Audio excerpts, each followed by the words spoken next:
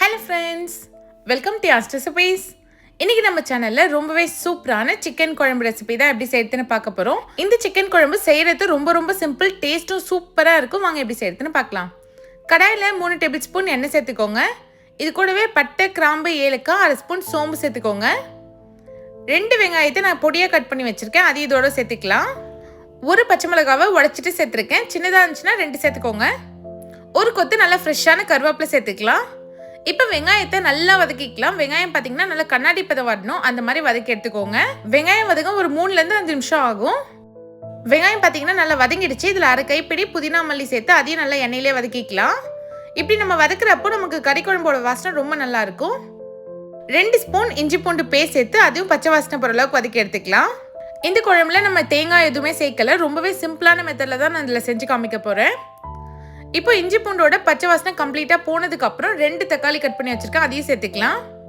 சேர்த்துட்டு இதையும் நல்லா வதக்கி எடுத்துக்கோங்க.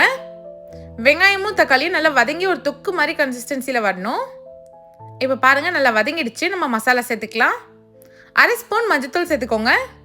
1 ஸ்பூன் தனி மிளகாத்தூள் சேர்த்துக்கலாம். உங்களுக்கு இன்னும் கொஞ்சம் காரமாக வேணும்னா 1/2 டேபிள் ஸ்பூன் சேர்த்துக்கோங்க. 3 ஸ்பூன் மல்லித்தூள் சேர்த்துக்கோங்க. 1 ஸ்பூன் சிக்கன் மசாலா சேர்த்துக்கலாம். உங்ககிட்ட சிக்கன் மசாலா இல்லைன்னா நீங்கள் கரம் மசாலா சேர்த்துக்கோங்க. 1 ஸ்பூன் உப்பு சேர்த்து மசாலாவை நல்ல எண்ணெயிலே வதக்கி எடுத்துக்கோங்க. அப்போ தான் நமக்கு நல்ல கலர்ஃபுல்லாக வரும் சிக்கன் குழம்பு.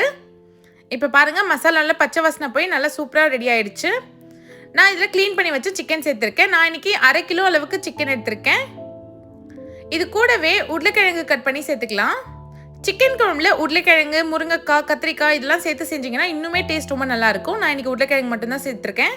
இப்போ எல்லாமே நல்லா ஒன்று சேர மிக்ஸ் பண்ணி விட்டாச்சு. உங்களுக்கு எந்த அளவுக்கு குழம்பு வேணுமோ அந்த அளவுக்கு தண்ணி சேர்த்துக்கோங்க. நான் ஒரு 2 கப் அளவுக்கு தண்ணி சேர்த்துருக்கேன். நல்லா ஒரு வாட்டி மிக்ஸ் பண்ணி விட்டுக்கலாம்.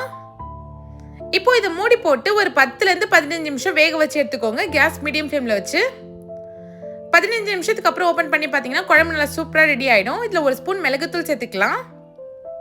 பாருங்கள் குழம்பு பார்க்கவே எவ்வளோ கலர்ஃபுல்லாகவும் சூப்பராகவும் ரெடி ஆகிருக்குன்னு.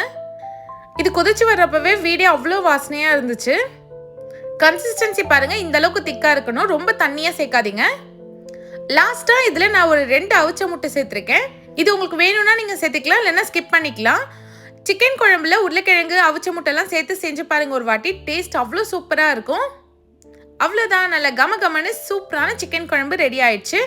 இந்த மெத்தட் ரொம்பவே சிம்பிள், நீங்கள் கண்டிப்பாக ட்ரை பண்ணி பாருங்கள். டேஸ்ட் சூப்பராக இருக்கும். வீடியோ பிடிச்சிருந்தா மறக்காமல் யாஸ் ரெசிபீஸ் சேனலை சப்ஸ்கிரைப் பண்ணிவிடுங்க. தேங்க்ஸ் ஃபார் வாட்சிங்.